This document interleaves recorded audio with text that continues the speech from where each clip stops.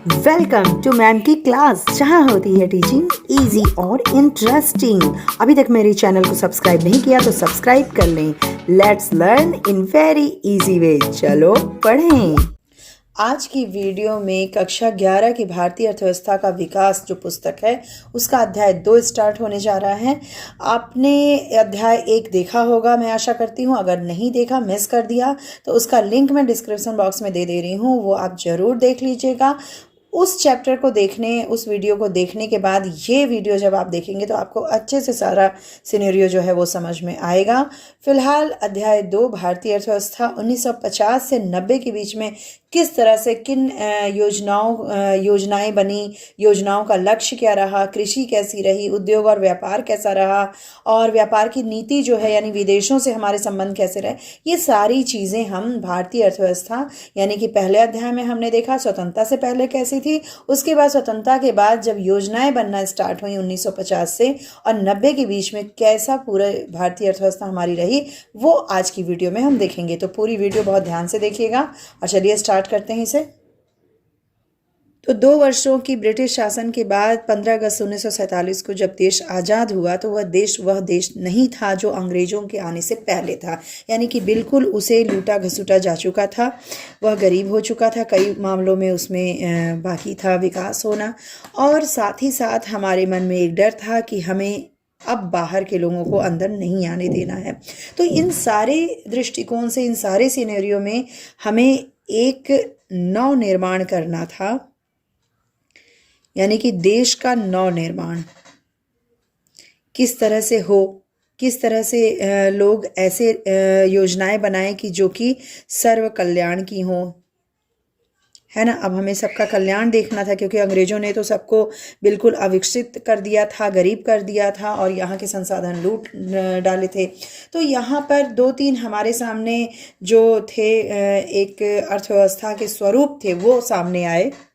जो हमारे नवनिर्वाचित नेता थे उनके सामने ये एक तरह से समस्या के रूप में आई कि पूंजीवादी अर्थव्यवस्था या समाजवादी अर्थव्यवस्था, किस तरह की अर्थव्यवस्था को अपनाया जाए।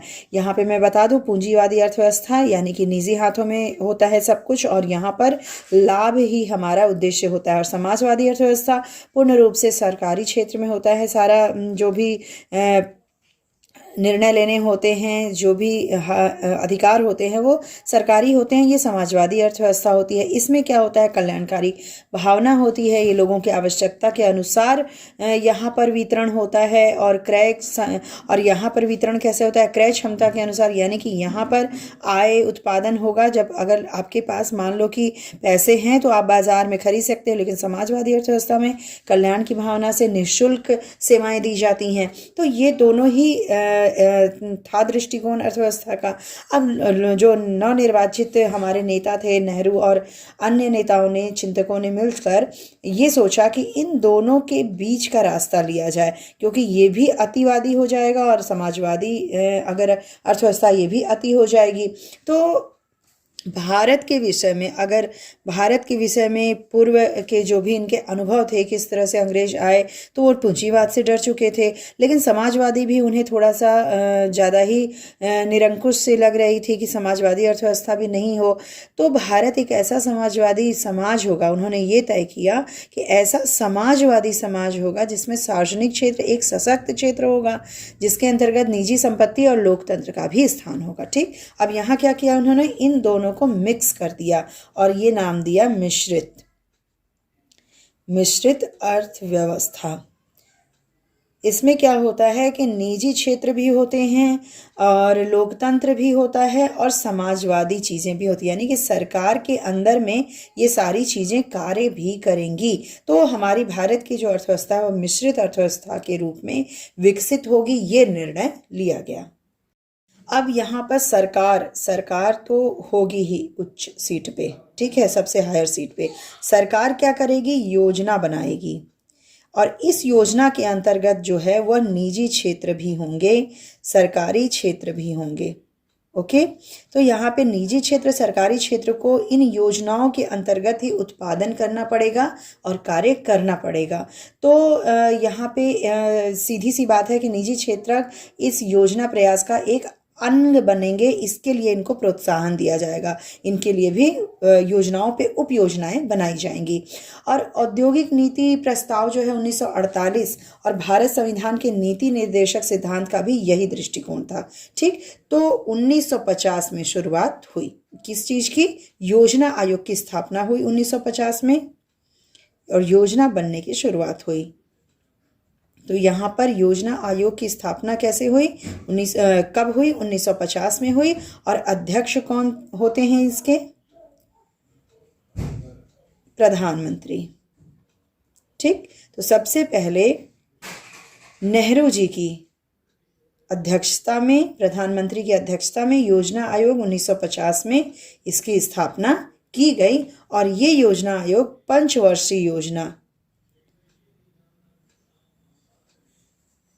पंचवर्षीय योजना बनाने का काम यहाँ से शुरू हो गया। अब आप कहेंगे पंचवर्षीय योजना ही क्यों? 2 वर्षीय योजना, 1 वर्षीय योजना, 3 वर्षीय योजना क्यों नहीं? तो भाई पंचवर्षीय योजना इसलिए, मोटे तौर पे आप इसको समझ लीजिए कि किसी भी कार्य को करने के लिए, कोई भी एक लक्ष्य पाने के लिए हमें पर्याप्त समय चाहिए। ठीक है, पर्याप्त समय चाहिए। तो इस पर्याप्त समय के कारण इसका कम से कम समय जो है 5 वर्ष का होना चाहिए। ठीक है, इस दृष्टिकोण से पंचवर्षीय योजना के युग का सूत्रपात हो गया। अब योजना का मतलब, पंचवर्षीय योजना हमारे यहाँ जो बनने लगी, तो इसका उद्देश्य ये तो बिल्कुल ही नहीं था। क्या नहीं था? कि हमारे यहाँ उत्पादन कितना हो, है ना, सेवा और वस्तु का उत्पादन जो है, सेवा और वस्तु का उत्पादन कितना हो, ये नहीं बताना इनका काम था। इनके लिए केवल ये था कि इन सब को उत्पादन के लिए जो चीज़ें जरूरी हैं, मूलभूत चीज़ें, जैसे हुआ कि विद्युत, सिंचाई, ठीक है, सड़क, इन सब से संबंधित लक्ष्य को वो निर्धारित किए। यानी कि इनका जो एक कहते हैं ना फंडामेंटल जो स्ट्रक्चर था, विद्युत, सिंचाई, सड़क, जिसपे कि उत्पादन, सेवा और वस्तु का डिपेंड होता है, इन सब पे वो लक्ष्य निर्धारित करना इनका, क्योंकि इन सब की बहुत महत्वपूर्ण भूमिका होती है सेवा और वस्तु के उत्पादन में। तो बाकी सारी चीजें बाजार पे छोड़ दी गई। अब देखिए यहाँ पे पंचवर्षीय योजना में जो महत्वपूर्ण चीजें थी उनका तो लक्ष्य निर्धारित कर दिया गया, लेकिन बाकी चीजें किस पे छोड़ दी गई? बाजार पर। दूसरे शब्दों में कह सकते हैं कि पंचवर्षीय योजनाओं में जो इनका जो मुख्य लक्ष्य था वो क्या था? समृद्धि, मोटे तौर पे समृद्धि, आधुनिकीकरण,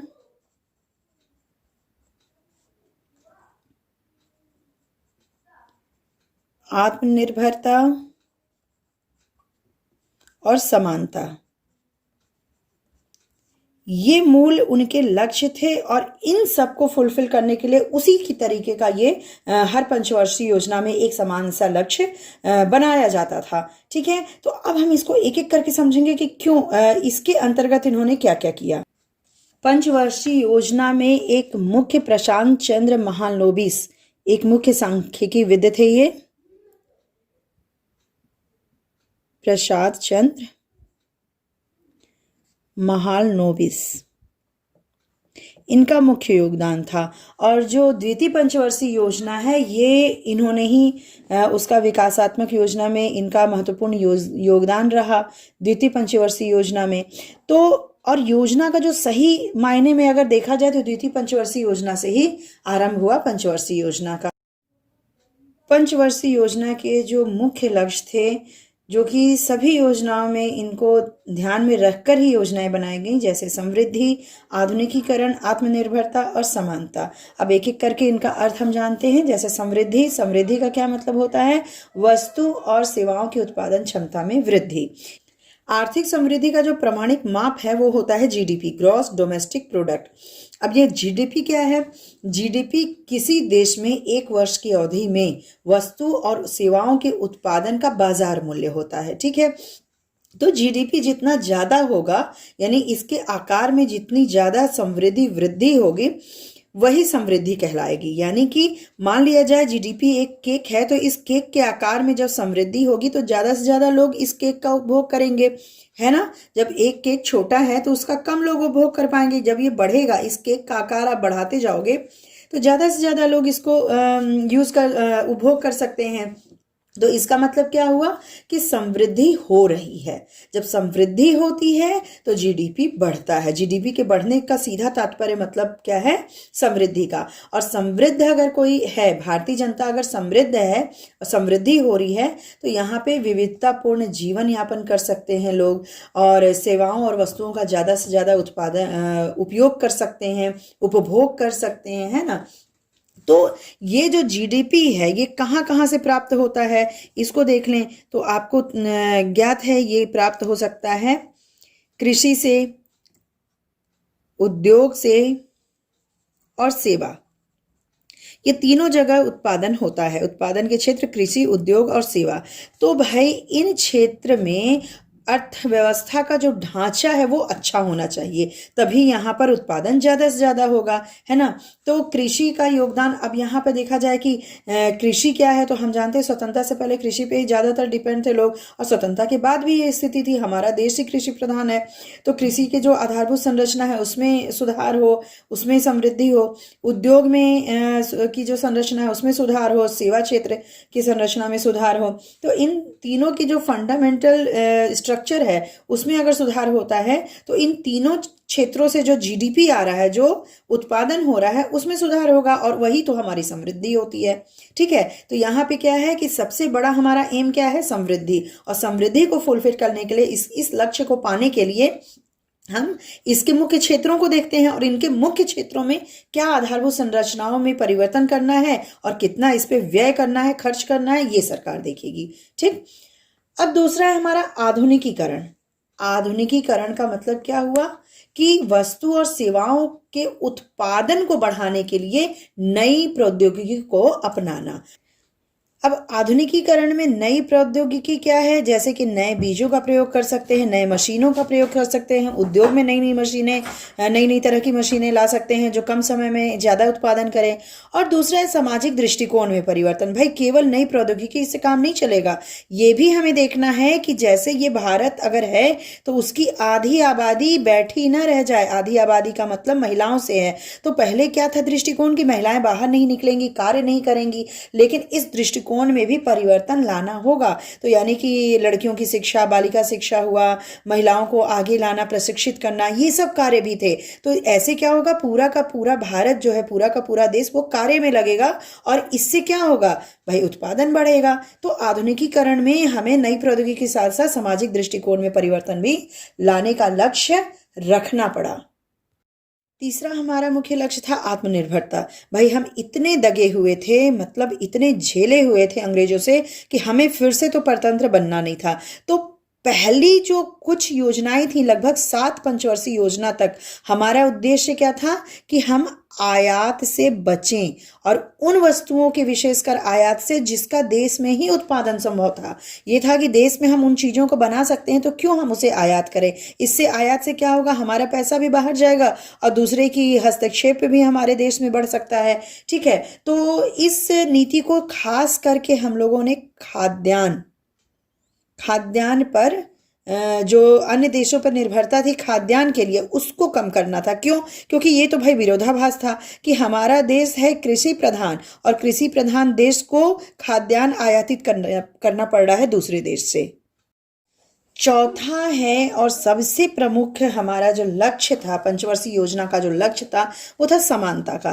भाई देखो, आप समृद्धि हो जाए हमारे देश में, आधुनिकीकरण भी हो जाए और आत्मनिर्भरता भी हम लोग कर लें, लेकिन जब तक समानता के इस संकल्प को हम नहीं देखेंगे, जब तक समानता के दृष्टिकोण को हम नहीं पूरा करेंगे, तब तक ये सारी चीज़ें बेकार हैं। अब समानता का क्या मतलब है? समानता का मतलब है कि कोई भी देश का व्यक्ति, हर जो भी चीज़ है समृद्धि से, जो भी चीजें उत्पादन और सेवा से है, सबको उपलब्ध हो, सुलभ हो, सबके लिए सुलभ हो, गरीब को भी, अमीर को भी, है ना। तो जन सामान्य के जीवन में सुधार तभी आ सकता है जब ये सुनिश्चित किया जाए कि आर्थिक समृद्धि के लाभ देश के निर्धन वर्ग को भी सुलभ हो, केवल धनी लोग तक ही सीमित ना हो जाएं। ठीक है, निर्धन लोग जो नीचे के निचले तबके के लोग हैं, निर्धन लोग हैं, जहां तक अभी तक सुविधाएं नहीं पहुंचती थी, जिनको दोयम दर्जे का माना जाता था, उन तक भी सुविधाएं पहुंचे, उन तक भी इस समृद्धि का जो लाभ है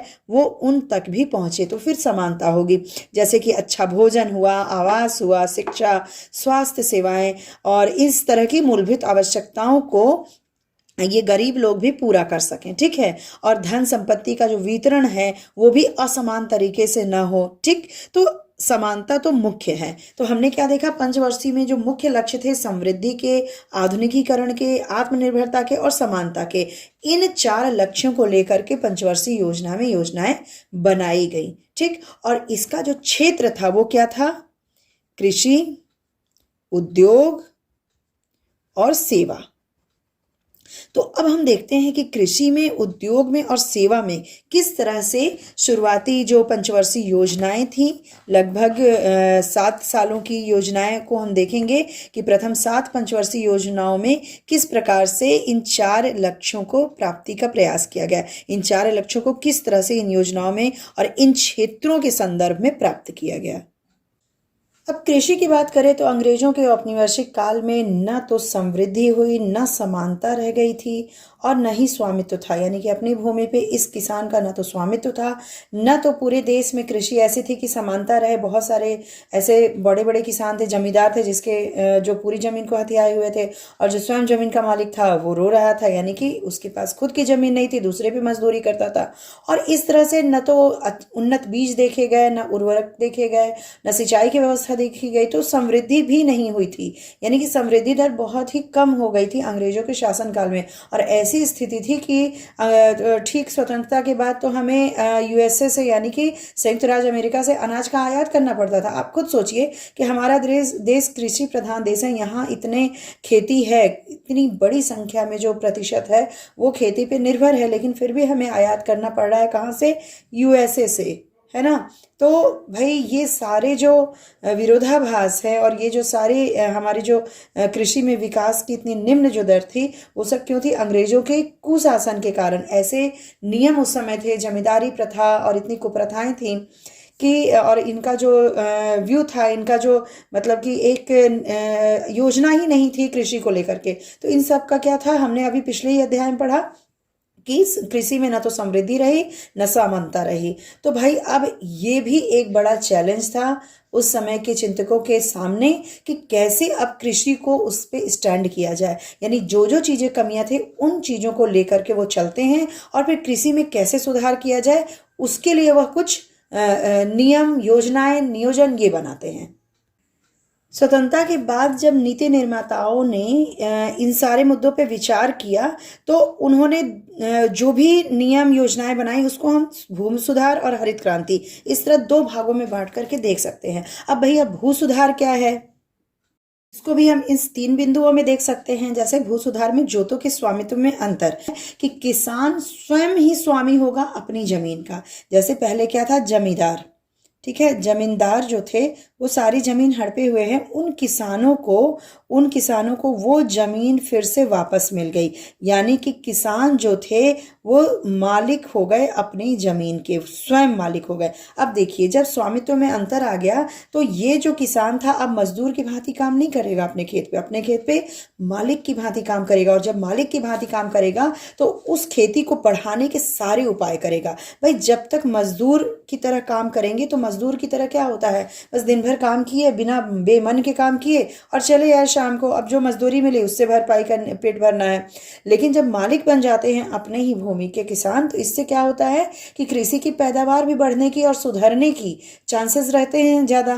क्यों? क्योंकि ये स्वयं मालिक है। तो इस तरह से जो नीति निर्माता थे उन्होंने क्या किया कि जमींदारों से जमीन को लिया और बिचौलियों का उन्मूलन किया। बिचौलियाँ जैसे जमींदार हैं और जो भी जमीन हड़पता था, जागीरदार है, इन सब का वर्चस्व जो था इन्होंने उसको उन्मूलन किया, उसका यानी उखाड़ के फेंक दिया, यानी कि इन सबको बिल्कुल इनवैलिड कर दिया कि ये सब अब नहीं रहेंगे। अब ये जो जमीन इन्होंने हड़पी हुई थी वापस किसे मिल गई, किसान को मिल गई, ठीक है। और किसान स्वयं ही उसके मालिक बन गए। जब स्वयं मालिक बन गए तो फिर कृषि में सुधार भी होना शुरू हो गया, है ना। तो जोतों के स्वामित्व में अंतर भी किया गया, बिचौलियों का उन्मूलन, ये दोनों ही एक दूसरे के पूरक हैं कि ये दोनों ही कार्य साथ साथ किए गए। बिचौलियों का उन्मूलन यानी कि जो जमींदार जागीरदार थे उन सबको हटाया गया। ये लोग लगान लेते थे और लगान के बदले में जब लगान नहीं चुका पाए तो फिर जमीन हड़पते थे, है ना। तो ये सारी व्यवस्था ही यहाँ पर क्या कर दी गई, खत्म कर दी गई।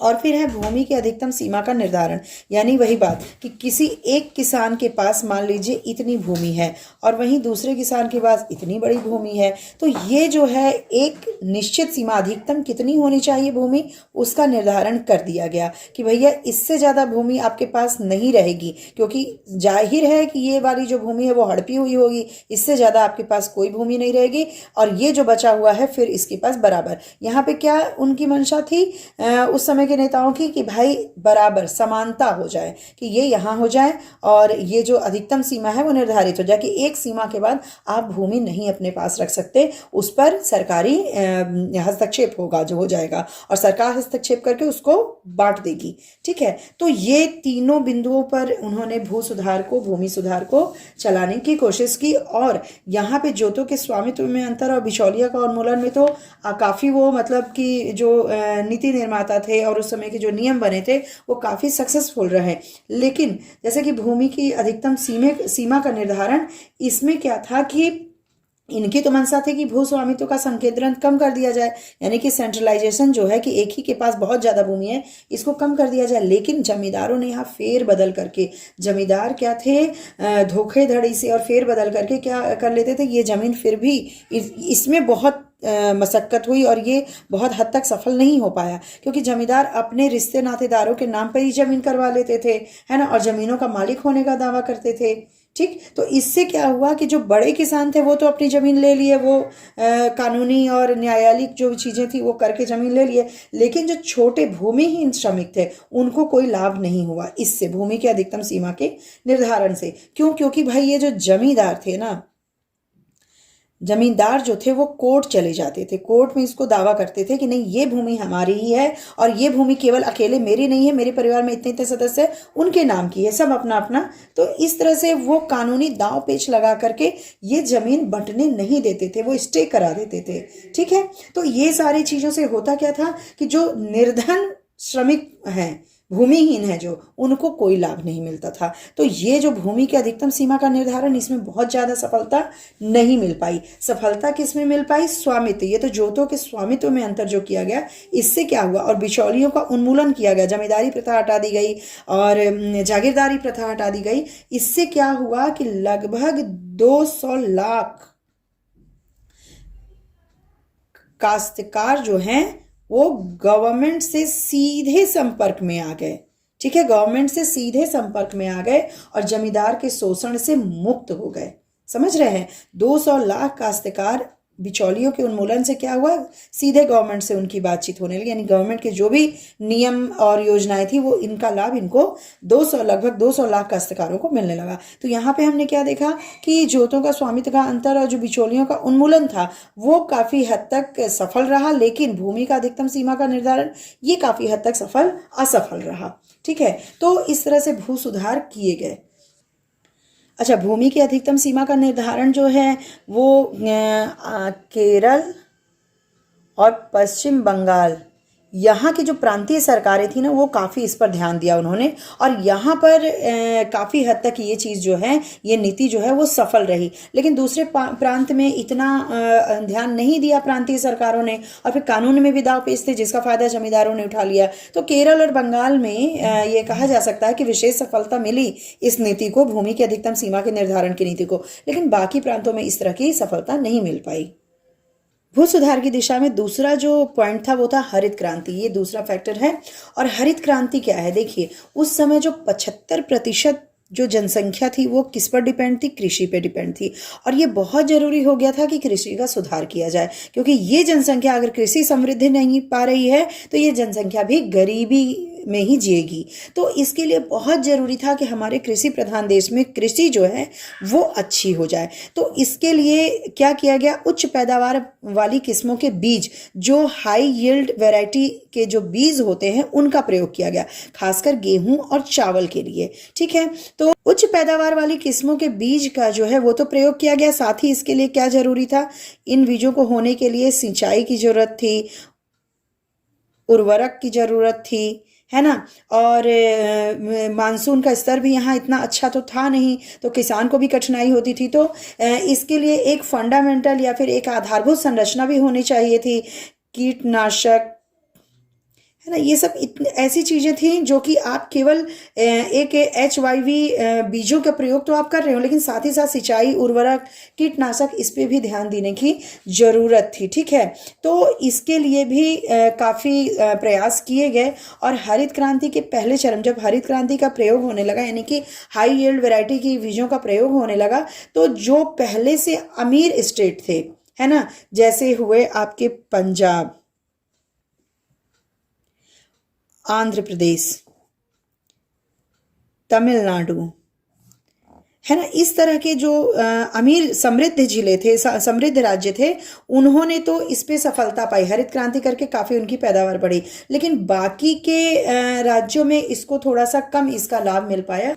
1960 और 70 के दशक के बीच में समृद्ध राज्यों को ही लाभ मिला, जैसे पंजाब, तमिलनाडु, आंध्र प्रदेश, इस तरह के समृद्ध राज्यों को। लेकिन 1970 से 80 के बीच में अन्य राज्यों को भी लाभ मिला। अब भाई इसका लाभ क्या हुआ कि हरित क्रांति जब हुई और हरित क्रांति में जो HYV बीज की प्रौद्योगिकी का विस्तार हुआ, इस टेक्नोलॉजी का जब विस्तार हुआ, तो फसलों को लाभ हुआ। अब यहाँ पे जो पैदावार है वो कई गुना बढ़ गई। जब कई गुना बढ़ गई तो किसान उसका एक हिस्सा तो खाते थे, और फिर उसका एक बहुत बड़ा जो था उसको कहते हैं विपणित अधिशेष। भाई किसान अगर पैदा ज़्यादा कर रहे हैं तो कितना खाएंगे, अपने लिए रख लिया, और उसके बाद वो जो बचता था वह बेचना चाहते थे, बाजार में बेचना शुरू किया उन्होंने, तो उसी को विपणित अधिशेष कहते हैं। और इससे वह जैसे कि चावल और गेहूं का अतिरिक्त उत्पादन का अच्छा खासा भाग बाजार में बेचने लगे वो। तो इससे क्या हुआ कि उनकी कुल आय भी बढ़ने लगी, और फिर उनकी जो दुर्दशा थी वो भी सुधरने लगी।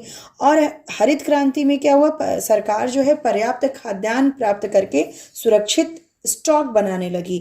लेकिन इसमें एक अड़चन भी आई। कैसे अड़चन आई, जैसे देखो, बड़े जो किसान हैं वो तो इन सारे चीज़ों को एफर्ट कर लेते थे। बड़े किसान सारे आगतों को, अच्छी अच्छी बीजों को और जो भी कुछ है उसको ले सकते थे।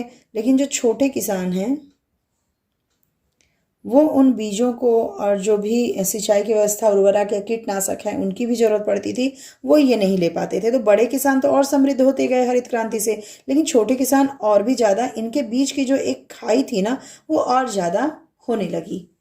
अब इसके लिए क्या किया जाए, तो सरकार ने इसके लिए भी कार्य किया। सरकार ने कैसे कार्य किया, इन छोटे किसानों के लिए निम्न ब्याज दर पर ऋण दिया। ठीक है, तो निम्न ब्याज दर पर लोन या ऋण ये उपलब्ध कराए गए। ठीक, क्योंकि बड़े किसान के पास तो था ही पैसा, भाई ये बड़े किसान है, ये सारी चीज़ें एफर्ट कर सकते हैं, आगतों को, इनपुट्स को। लेकिन छोटे किसानों के लिए इनको हेल्प की ज़रूरत थी, जो कि सरकार ने दिया। कैसे दिया, निम्न ब्याज दर पर इन्होंने लोन उपलब्ध कराया। और हरित क्रांति से छोटे बड़े सभी किसानों को फिर लाभ मिलने लगा। और सरकार अनुसंधान संस्थाओं को भी स्थापित करने लगी। इसके कारण छोटे किसानों के जोखिम भी कम हो गए। क्यों, क्योंकि जब अनुसंधान संस्थान करने लगी तो कीटनाशक के आक्रमण से कैसे बचा जाए और कैसे उनका बीमा कराया जाए, ये सब सरकार करने लगी। ठीक है, तो सरकार लगातार सुधार किए जा रही थी ताकि जो छोटे किसान है और बड़े किसान की ये जो खाई है ये न रहे, सबको बढ़ने का और समृद्ध होने का अवसर प्राप्त हो जाए। एक शब्द है सहायकी यानी सब्सिडी। भाई सरकार जब सब्सिडी देने लगी तो छोटे किसानों को HYV प्रौद्योगिकी के लिए यह आवश्यक लग रहा है कि सब्सिडी देगी सरकार, तभी तो किसान इन सब बीजों को, उर्वरक को, कीटनाशकों को खरीद सकते हैं। लेकिन इसका एक नेगेटिव इफेक्ट ये है कि ये बड़े किसानों को ही इसका लाभ मिलने लगा और ये सरकार कोष पर अनावश्यक बोझ बन गया। भाई सब्सिडी देगी जब सरकार, तो इसका वहन कौन करेगा? सरकार अपने कोष पे ही करेगी वहन, और फिर कीमत को वस्तु की पूर्ति का संकेतक नहीं होने देती। यानी कि अगर सब्सिडी दिया जा रहा है तो कोई वस्तु, जैसे मान लीजिए कि वो वस्तु होनी चाहिए 90 रुपए की, लेकिन सब्सिडी देने के बाद वो वस्तु 50 रुपए की हो जा रही है, तो 50 रुपए में खाद मिल जा रहा है, कीटनाशक मिल जा रहे हैं, बीज मिल जा रहे हैं, तो इसका जो है इसकी पूर्ति कितनी करनी है, इसको लाभ कंपनी को नहीं समझ में आएगा। क्योंकि ये जो अंतर है यानी 40 रुपए का जो अंतर है वो किस पे होगा? सरकारी कोष पे बोझ की तरह पड़ेगा और ये जो चीज़ है वो छिपा रह जाएगा, तो कीमत को वस्तु की पूर्ति का संकेतक नहीं होने देगा। यहाँ पे बाजार में क्या है? 50 रुपए में है उपलब्ध, तो 50 रुपए के अकॉर्डिंग ही पूर्ति होने की बात कही जाएगी। यहाँ 40 रुपए तो छुप गए ना, ये तो सब्सिडी में चले गए। तो ये इसमें ये जो 3 अड़चन है वो आते थे, ठीक है। और यहाँ पर बड़े किसान जो है इस सब्सिडी का लाभ उठाने लगे। जब सब्सिडी मिल रही है तो सारे किसानों को मिलेगी, लेकिन यहाँ जो किसान 90 रुपए दे सकता है वो भी 40 रुपए बचा के वो क्या करता था कि 50 रुपए की सब्सिडी वाला भी ले लिया और फिर इसने दुगना ले लिया। यानी कि यहाँ पर ज़्यादा वह बीज ले लेते थे, उर्वरक ले लेते थे और उसका बेफजूल प्रयोग भी करते थे, है ना। जहाँ नहीं करना वहाँ भी करते थे, उसको सीमित में प्रयोग नहीं करते थे। तो यहाँ पर सब्सिडी में एक तरह का ये दोनों बात मैंने बताई, ये बहस का मुद्दा है ना, कि सब्सिडी दी जाए या नहीं दी जाए। लेकिन इन सारी चीज़ों को देखते हुए ये आप निष्कर्ष कह सकते हैं कि सही नीति तो वही होगी कि सब्सिडी को समाप्त नहीं करना चाहिए, बल्कि ऐसे कुछ और उप योजनाएं बना दी जाएं और भी ऐसे कदम उठाए जाएं जिससे इसका लाभ जो है ना केवल छोटे और निर्धन किसानों को मिले। देखिए 1960 के बाद कृषि के क्षेत्र में काफ़ी समृद्धि हुई। खाद्यान्नों के मामले में भारत आत्मनिर्भर हो गया। खाद्यान्न अब हमें कहीं से आयात नहीं करना पड़ रहा था। ये बहुत अच्छी उपलब्धि के रूप में रही। लेकिन 1990 तक भी 65% जो जनसंख्या है वो कृषि में लगी थी। अब भाई ये 65% जनसंख्या लगी थी तो यहाँ पर हमारे कृषि के अंशदान में भी ज़्यादा वृद्धि होनी चाहिए, लेकिन नहीं। यहाँ पे कृषि GDP में कृषि का जो अंशदान था यानी कृषि का जो हिस्सा था उसमें भारी कमी आई है और कृषि निर्भर जनसंख्या में कमी बिल्कुल मामूली सी आई है। 50 में 67.50 है तो 90 तक ये 64.90, यानी कि ये जो चीज़ है अंशदान में कमी आई। इसका मतलब आप समझ रहे हैं कि अगर हमारे पास इतनी भूमि है, खेती की इतनी ही पूरे इंडिया में मान लीजिए इतनी भूमि है, इतनी ज़मीन में कृषि हो सकती है, ठीक है। तो यहाँ पर ज़रूरत है हमें कितना? केवल 40% लोगों की ज़रूरत है। यहाँ 40% में भी हमारा जो है जो कृषि की पैदावार है मान लीजिए कि 100% होगी। जितनी पैदावार होनी है वो हो जाएगी केवल 40% जनसंख्या से। लेकिन यहाँ पे लग रहे हैं कितने? 65% लग रहे हैं, ठीक। तो यहाँ पर जो 25% है ये तो एक्स्ट्रा हुए ना। ये 25% जनसंख्या भी इसी में लगी हुई है प्रच्छन्न बेरोजगार के रूप में, छुपे हुए बेरोजगार के रूप में। तो इनका हिस्सा इसमें से निकल जा रहा है, यानी इसमें 100% नहीं होगा, बल्कि क्योंकि खाएंगे तो इसी में से। भाई 40 यहाँ पर 40% उत्पादन कर सकते हैं 100%, लेकिन फिर भी 65% लगे हैं। तो जो बकाया 25% है वो क्या करेंगे? इसी 100% में से तो कमी करेंगे। इसीलिए ये जो भारी कमी है कृषि के अंशदान में वो होने लगी। ये 100% ना हो करके ये 80% होने लगा, फिर 60%, क्योंकि इसमें भी तो वृद्धि होती जाएगी, है ना। तो यहाँ पे क्या निकल के आया निष्कर्ष कि ये जो हमारे यहाँ है, ये जो हुआ 1990 तक जो हो रहा है वो बहुत अच्छा नहीं। ये बहुत पूरा रिपोर्ट कार्ड अगर देखा जाए तो ये बहुत अच्छा नहीं था, क्योंकि 1990 तक इसमें घटा जो कृषि पर निर्भरता थी जनसंख्या की वो बहुत मामूली घटी थी। और एक रिपोर्ट के हिसाब से ये माना जाता है कि जब देश समृद्धि करता है तो कृषि पर निर्भरता कम होनी चाहिए, लेकिन हमारे यहाँ ऐसा सिनेरियो नहीं था। ऐसा होता क्यों था? तो इसका एक ये भी कारण है कि उद्योग क्षेत्र जो थे और तीसरा जो सेवा क्षेत्र थे, ये इस जनसंख्या को, ये जो 25% जनसंख्या एक्स्ट्रा थी कृषि में, इसको अपने में नहीं खपा पाए थे, यानी यहाँ पे इनको काम नहीं था। अब काम क्यों नहीं था, कैसे उद्योग क्षेत्र और सेवा क्षेत्र थे, ये चलिए अब हम लोग कृषि के बाद उसी को देखना है कि आखिर वो 1950 से 90 के बीच में उद्योग और सेवा क्षेत्र में क्या क्या चीज़ें हुई, क्या क्या सुधार हुए। स्वतंत्रता के समय हमारे पास बहुत कम उद्योग थे। सूती वस्त्र, पटसन आदि इतना ही उद्योग था। जमशेदपुर और कोलकाता में लोहा इस्पात की सुप्रबंधित फर्में थीं। ठीक है, तो लेकिन हमें अर्थव्यवस्था में विकास करना था और इसका एक आधार हम औद्योगिक बनाना चाहते थे, क्योंकि बिना उद्योग के जैसे होता है ना कि निर्धन राष्ट्र जो है प्रगति तभी कर पाते हैं जब अच्छे उद्योग हों, उनके पास अच्छे औद्योगिक क्षेत्र हों। तो इन सब को ध्यान में रखते हुए प्लस इस बात को भी ध्यान में रखा गया कि हमारे पास न तो पूंजी है न तो बाजार है। ठीक, तो इन सब को विकसित करने के लिए सरकार को ही आगे आना था। और भी कई कारण थे कि सरकार के स्वामित्व में ही सारी चीज़ें हों उद्योग और व्यापार से रिलेटेड, क्योंकि अभी हम स्वतंत्र हुए थे, हम परतंत्र होना नहीं चाहते थे फिर से। इसलिए एक हमारी जो नीति थी वो संरक्षण वाली बनी कि उद्योगों को संरक्षण दिया जाए और सारी जो चीज़ें हैं सार्वजनिक क्षेत्र अग्रणी भूमिका सारी चीज़ों में निभाएगा। उनकी नीतियों में, उनके किस तरह के निजी क्षेत्र की जो नीतियां हैं वो भी सार्वजनिक क्षेत्र की सार्वजनिक क्षेत्र अपने अंडर में रखेगा। तो जो पहला औद्योगिक नीति प्रस्ताव हुआ, औद्योगिक नीति प्रस्ताव 1956 में उद्योग को 3 भागों में बांटा गया। राज्य का कुछ उद्योग ऐसे थे जिस पे राज्य का ही स्वामित्व रहेगा, सरकार ही देखेगी, नीतियां बनाएगी। दूसरा वो था जो निजी क्षेत्र सरकारी क्षेत्र के अंडर में रहते हुए काम करेगी और साथ में मिलकर काम करेगी। और तीसरा था निजी क्षेत्रक। अब निजी क्षेत्रक में आने वाले उद्योग में भी एक वर्ग था। ठीक है, क्षेत्र को लाइसेंस पद्धति के माध्यम से राज्य के नियंत्रण में रखा गया। इस क्षेत्र को भी नियंत्रित किया गया, किससे? लाइसेंस से। मतलब यह कि इनको लाइसेंस होना जरूरी था, उसकी कई लंबी प्रक्रियाएं थी, उसके बाद ही निजी क्षेत्र में किसी उद्योग को शुरू करने का जो परमिशन है वो मिलता था। इसके लिए सबसे बड़ी बात ये थी कि सरकार ये देखती थी कि जो वस्तु बनाने जा रही है ये फर्म, उसकी आवश्यकता है अर्थव्यवस्था को। ठीक है, अर्थव्यवस्था की बड़ी मात्रा में जब वस्तुओं की आवश्यकता होती थी तभी उसी कंपनी को लाइसेंस दिया जाता था, अन्यथा नहीं दिया जाता था। लघु उद्योग के दृष्टिकोण में 1955 में ग्राम तथा लघु उद्योग समिति, जिसे हम लोग करवे समिति कहते हैं, ठीक है, ये करवे समिति ने ये इस बात को बताया कि ग्राम विकास को प्रोत्साहन करने के लिए लघु उद्योग को प्रयोग किया जाए। यानी लघु उद्योगों को क्यों? क्योंकि लघु उद्योग में ज़्यादा श्रम लगता था। ठीक है, श्रम प्रधान लघु उद्योग जो है वो श्रम प्रधान होते हैं, ज़्यादा लगता था। और उस समय 1950 में जो इसमें निवेश की सीमा थी वो 5 लाख रुपए अधिकतम थी। ठीक है, अब क्या है? अब है 1 करोड़ का अधिकतम निवेश किया जा सकता है। तो 5 लाख के निवेश से ये शुरू होता था, इसलिए इसे लघु उद्योग कहते थे। और ये श्रम प्रधान भी होता था, तो अधिक रोजगार का सृजन इसमें हो सकता था।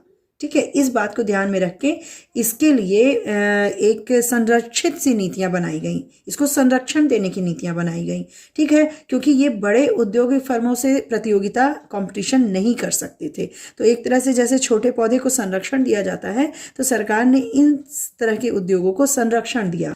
और दूसरी ओर इन्हें रियायत भी दी, जैसे कम उत्पाद शुल्क, कम ब्याज दर पर बैंक ऋण, है ना। तो इस तरह से कई चीज़ें अपना करके और बड़े उद्योगों को लाइसेंस पद्धति द्वारा बिल्कुल उनको बाधा उनके लिए खड़ी करके इसको संरक्षण दिया गया। इस तरह देश के विकास के लिए लाइसेंस को एक वेपन की तरह इस्तेमाल किया गया, एक औजार की तरह। और ये कुछ चीज़ें और की गई, जैसे कि पिछड़े क्षेत्र में, अगर निजी क्षेत्र पिछड़े क्षेत्रों में, पहाड़ी क्षेत्रों में लगा रहे हैं कोई उद्योग, तो वहाँ लाइसेंस पद्धति जो थी वो उनके लिए आसान थी, है ना, और जगहों पे कठिन थी। तो इस तरह से करते हुए औद्योगिक नीति प्रस्ताव 1956 जो था उसमें ये किया गया कि लघु उद्योग को संरक्षण दिया गया, निजी क्षेत्रकों को लाइसेंस पद्धति से बिल्कुल बाधित किया गया, उनके लिए लिए कठिनाई खड़ी की गई ताकि ये निजी क्षेत्र बहुत ज़्यादा फ्री होके हमारे यहाँ उत्पादन न करने लगे। हाँ, जहाँ इनकी आवश्यकता थी वहाँ इनको लाइसेंस से थोड़ी सी ढील दी गई और इस तरह से राज्य का जो स्वामित्व था और राज्य की जो एक कैप्चर था, राज्य का जो एक स्वामित्व है वो लगभग तीनों क्षेत्रों पर ही था। अब जो औद्योगिक नीति थी वो व्यापार नीति से घनिष्ठ रूप से संबद्ध थी, यानी कि औद्योगिक नीति व्यापार नीति की ही तरह थी। ये दोनों ही कौन सी नीति अपना रहे थे? संरक्षण की नीति अपना रहे थे।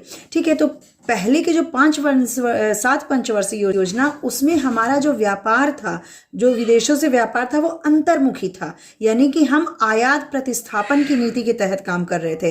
तो व्यापार नीति को आयात प्रतिस्थापन भी कहते हैं। अब आयात प्रतिस्थापन का क्या मतलब है? आयात के बदले घरेलू उत्पादन। भैया, जो हमें विदेश से मंगाना है वो आप खुद अपने घर में, यानी कि अपने देश में ही उसका उत्पादन करो। ठीक, हमें मान लो विदेश से अगर सूती वस्त्र मंगाना है तो अपने देश में ही कपास का उत्पादन करो और यहीं बनाओ। क्यों? क्योंकि आप इसका कारण जान रहे हैं, अभी अभी हम स्वतंत्र हुए थे। तो आयात के बदले घरेलू उत्पादन करने की नीति को अपनाया गया और आयात को भी कठिन बनाया गया। आयात को संरक्षण, यानी कि उसको संरक्षित किया गया, यानी कि आयात हमें नहीं करना है। और उसके 2 प्रकार थे संरक्षण के, एक था प्रशुल्क और दूसरा था कोटा। ठीक है, ये आयात संरक्षण के 2 प्रकार थे। ये प्रशुल्क और कोटा क्या है? प्रशुल्क है जो आयातित वस्तुएं थी उस पर लगता था प्रशुल्क, यानी कि इससे क्या हो गया? आयात महंगा हो गया। प्रशुल्क जब लगने लगा तो आयात महंगा हो गया। और कोटा में क्या किया जाता था? वस्तुओं की मात्रा को निर्धारित किया जाता था, है ना। इसमें मात्रा सीमित हो गई, यानी कि जितना लाना है वो नहीं लाना, बहुत एक कम मात्रा में आप आयात कर सकते हैं और जो आएगा भी वो महंगा हो जाएगा। क्यों? क्योंकि प्रशुल्क लग रहा है। तो इन दोनों चीज़ों से आयात को प्रतिबंधित किया गया। अब देखिए, आयात को प्रतिबंधित क्यों किया गया? ताकि हमारे देश के जो अपने उद्योग थे उनको संरक्षण दिया गया। अब देखो, एक छोटा सा जो पौधा होता है ना, उसको हम लोग बाड़ लगा करके, घेर करके, कांटे लगा करके दूसरे जानवरों से क्या करते हैं? संरक्षित करते हैं। जब ये बड़ा पेड़ बन जाता है तो फिर ये खुले में आ जाता है, समझ रहे हैं। तो उस समय हमारे देश के उद्योगों को संरक्षण की जरूरत थी। जैसे छोटे बेबी को हम संरक्षित करते हैं, मौसम से बचाते हैं और उसे छोड़ते नहीं अकेले, है ना, उसको बाहर की दुनिया में नहीं भेजते, वो अभी संरक्षण में होता है। तो इसी तरह हमारे उद्योग जो थे अभी तो स्वतंत्र ही हुए थे और अपने पैरों पर खड़े ही हो रहे थे, तो उनको संरक्षण देने के लिए ये सारे क्रियाकलाप किए गए। तो क्योंकि हमारे देश के जो उद्योग थे वो विदेश से प्रतिस्पर्धा नहीं कर सकते थे, इसीलिए प्रतिस्पर्धा यानी कंपटीशन से उसको बचाया गया।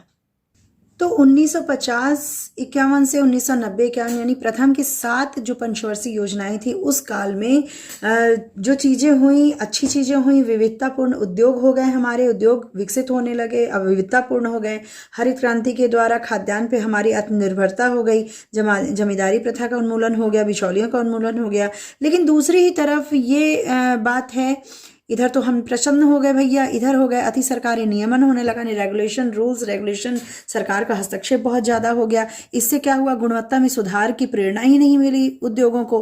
और नीतियां हमारी जो है, व्यापार की, निर्यात की नीतियां, आयात की नीतियां, व्यापार जो था विदेशों से वो अंतर्मुखी हो गया हमारा। हम खुल के नहीं रहने लगे, हमने अपने को बिल्कुल संरक्षित कर लिया। तो इससे क्या हो गया? हमारी जो वस्तुएं थी उनकी गुणवत्ता में सुधार नहीं हो पाया क्योंकि हम प्रतिस्पर्धा नहीं कर रहे थे। तो ये सारी जो इतनी सारी कमियां हैं, इसको देखते हुए 1991 में एक नई आर्थिक नीति लाई गई, एक नई आर्थिक नीति की शुरू की गई, बनाना शुरू हुआ 1991 में। उसको हम अगले चैप्टर में देखेंगे। ये चैप्टर यहाँ पे होता है डन। कैसा लगा आपको ये चैप्टर? कोई क्वेरीज हो तो आप कमेंट बॉक्स में कमेंट कर लीजिएगा और अच्छा लगा तो ज़रूर लाइक कीजिए और नए हैं तो चैनल को सब्सक्राइब कीजिएगा।